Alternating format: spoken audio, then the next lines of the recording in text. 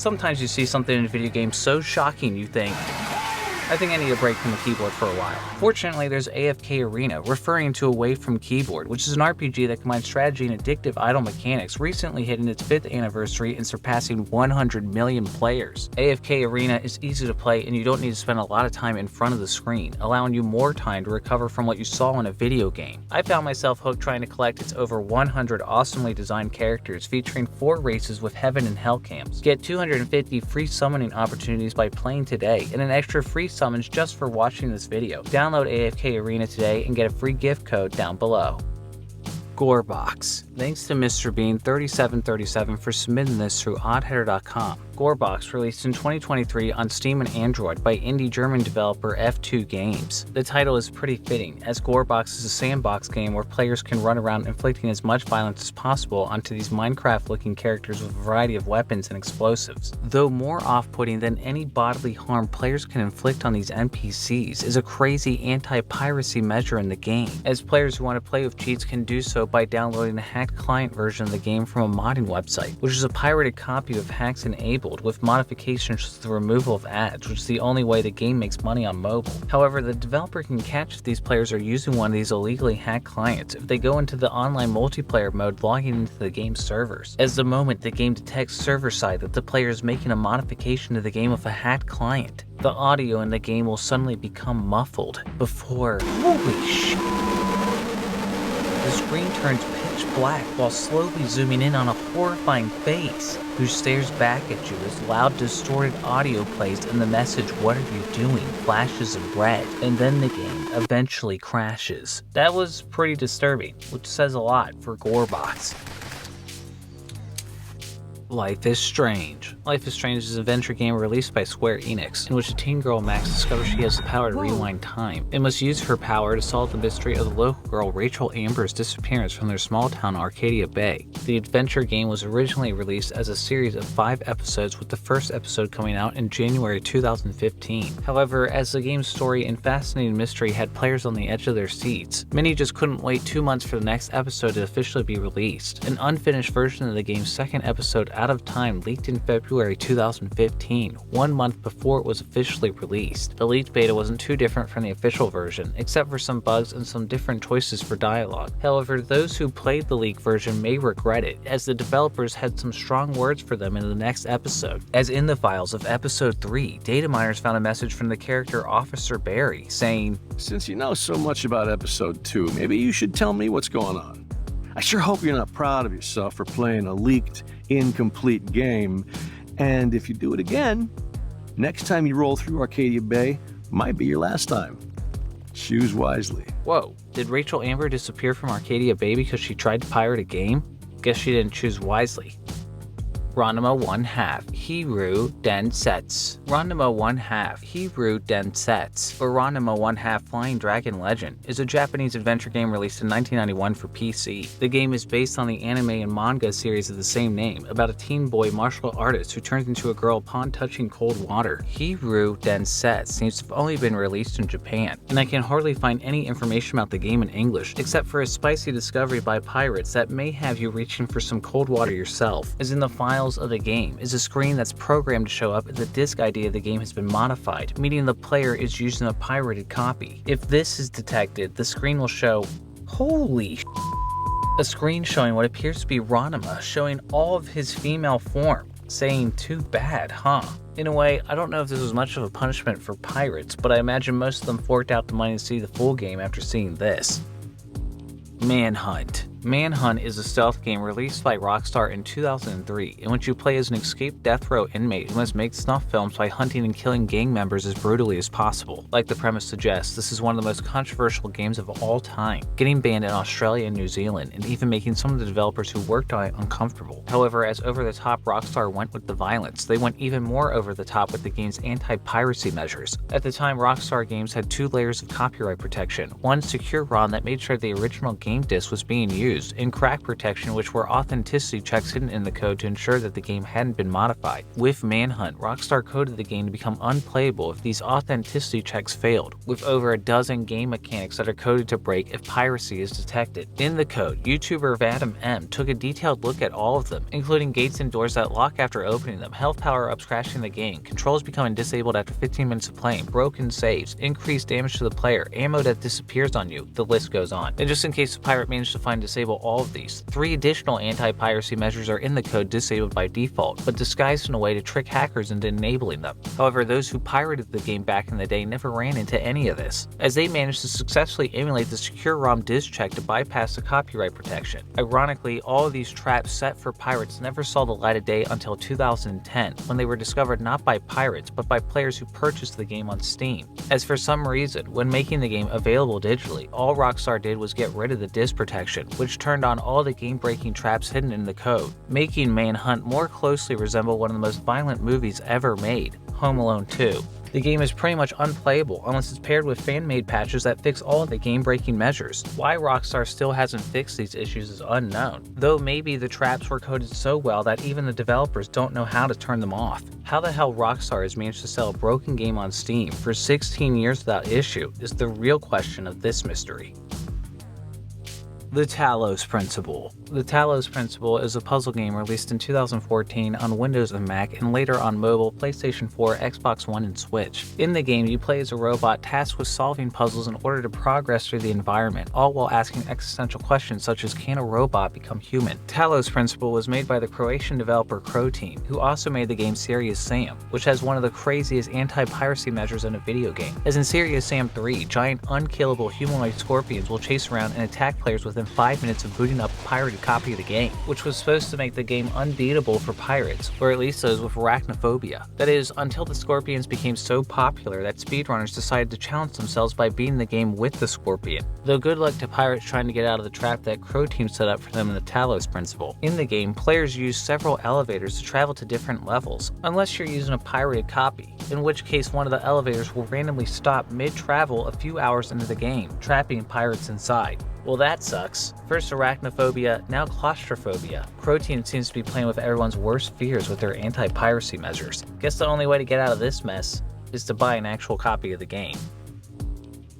Starsiege Tribes. Starsiege Tribes is a squad-based multiplayer first-person shooter game released for Windows in 1998. The game is set in the 40th century after humans have left Earth and moved across galaxies, and players can choose from several different warring tribes to team up for battle. Starsiege Tribes ultimately sold less than half the copies publisher Sierra had expected, though this may also be because the developer Dynamix didn't bother putting copy protection on the game, telling The Ringer they actually hoped players would pirate the crap out of it, which they did. However, one interesting anti-piracy measure was later added to the game, as Dynamix issued a patch shortly after the game released, which updated the game to automatically kick players off the servers if their copy had their name preset to the Jackal, the alias of the person who likely cracked the game and where most pirated copies came from. If getting kicked from the game's server wasn't bad enough, players also got this message: the FBI has been notified. You better buy a legit copy before they get to your house. I imagine this message had pirates running to the store to buy a legit copy of the game, or given the game's lackluster sales, they may have bought the next ticket out of the country instead. Deus Ex: The Fall. Deus Ex: The Fall is a mobile spin-off of the Deus Ex series released in 2013, which was also ported to Windows. The Fall is a cyberpunk action RPG in which players must search for special immunosuppressant medication for their friends who are dying because their bodies are rejecting their cyborg augmentations. However, some players were not successful in this mission, as publisher Square Enix found a way of rejecting players who they suspected of pirating the game. As in the original version of The Fall, the player was using an iOS device that was jailbroken. They weren't able to fire any of their weapons, which made many players angry, as playing on a jailbroken device doesn't always mean you pirated the game, as jailbreaking is also done by modders or users who just want more customization options of their device's settings, meaning players who legally purchased a copy of the game on the App Store weren't able to play it. Thankfully, Square Enix removed this feature with a patch shortly after the game's release. However, the patch also added a few other features, such as increased experience points for completing objectives, reduced prices for some weapons, and increased damage from weaker weapons. Well, at least Square made the right decision by fixing the game for everyone who legitimately bought it. As for the people who stole the game, they sort of just got away with it. Perihelion. The Prophecy. Perihelion The Prophecy is an RPG released only in Europe in 1993 for the Amiga PC. The game drops players in a Dune-like dystopian world full of cyborgs, genetically mutated creatures, and occultists, which is in danger when an evil god named the Unborn tries to break in from another dimension and cause chaos. The guide to the game's intricate system of spells and runes, which is essential to understand the game and its combat system, was only included in the manual, which worked as a simple anti-piracy measure to get people to actually buy the game. However, that wasn't the only anti-piracy found in the game. As in the date of the game, the development team Morbid Visions had a pretty morbid vision for those trying to pirate the game, saying, "Yo buddy, I don't know and I don't care how and why you're here. I just want to give you a few advices in case you're here to crack this stuff." Well, in every 80 seconds, a man is murdered, and in every 10 seconds, another one of our protection stages starts. In other words, you can be sure that you will never have a working crack of Perihelion. Want to bet? Bringing up that every 80 seconds a man is murdered definitely makes this a rather shocking anti-piracy measure. This could even end up being the most shocking death threat of this entire episode. Flight Sim Labs. Thanks to Trash Uncle for submitting this discovery on the Oddheader Discord. Flight Sim Labs is the developer of add-ons for popular flight simulators such as Microsoft Flight Simulator. While the company used to have a good reputation among flight sim fans for selling high-quality add-ons such as new planes, some anti-piracy measures they took for one of their add-ons in 2018 burned this all to the ground, as users of Flight Sim Labs' A320 Airbus plane add-on discovered their antivirus software was triggered during the install process, and the installer included a file called test.exe. Test.exe turned out to be a password dump tool, which is meant to copy all of the usernames and passwords from the Chrome browser on the user's computer, dump them into a single file, encode it, and send it to Flight Sim Labs servers. Angry players voiced their concerns on Reddit, and Flight Sim Labs responded that the Chrome password dump was included so they could catch specific users who were releasing pirated copies of their add-on where they were uploading it, and that the password dump was only supposed to trigger if the installer detected a pirated serial number on the player's copy of the add-on, which was really taking things too far, considering putting malware on people's computers without them knowing isn't exactly legal either. While Flight Sim Labs eventually released a new version of the installer without the password dump, players found they still got the antivirus software warnings, this time from a file that would stop the installer once it started, then be replaced by a different program, a technique often used to install malware, which again was explained as another anti-piracy measure. Flight Sim Labs responded by threatening anyone who ever talked about this online with a lawsuit, and while in the end no one ever got sued, no one ever really wanted to buy Flight Sim Labs add-ons ever again. But I guess now if your products aren't in demand anymore, there's no need for pirates to upload illegal copies of them. So in a roundabout way, guess those anti-piracy methods worked after all.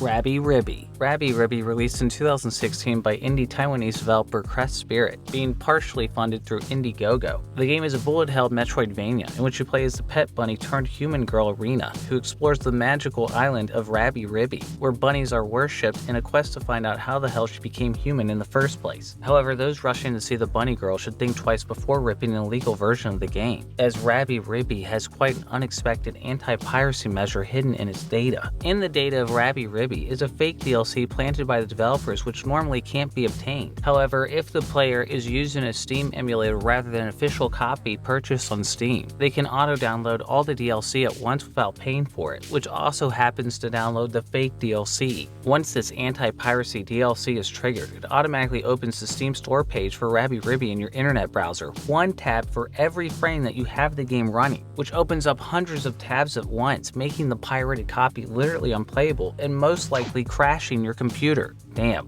anti-piracy that crashes your computer? Those bunny girls aren't fooling around. That's pretty hardcore for a bunny girl game.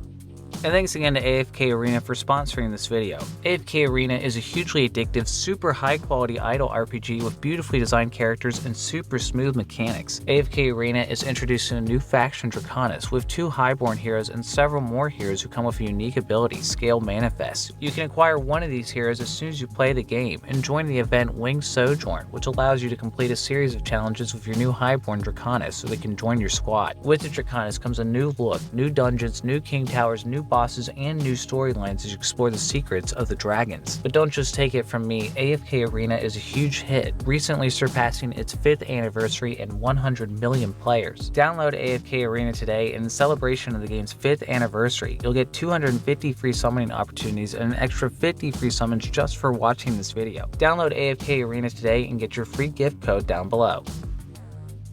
If you enjoyed this video, please subscribe. And if you know of any other anti-piracy measures in video games that you'd like to see me cover, submit through Oddheader.com, come join the Discord, or even send me a shout through Twitter or Reddit. And thanks again to Slippy Slides for helping me get the footage in this video. Feel free to subscribe to him down below as well. Shout out to Angel the Fox, Ash Photography, Bitwith27, Black Evie50, Chad Biscuits, Eddie Talkspin the Bleach Primid, Flex, Kieran Bolton, The Meatly, Phoenix157, Rackman22, Riley S, Robert Eisenman, Rolkot Mifula, Select, Starcore2, Taryn Stock, and Towerizer for their Patreon support. Stay tuned.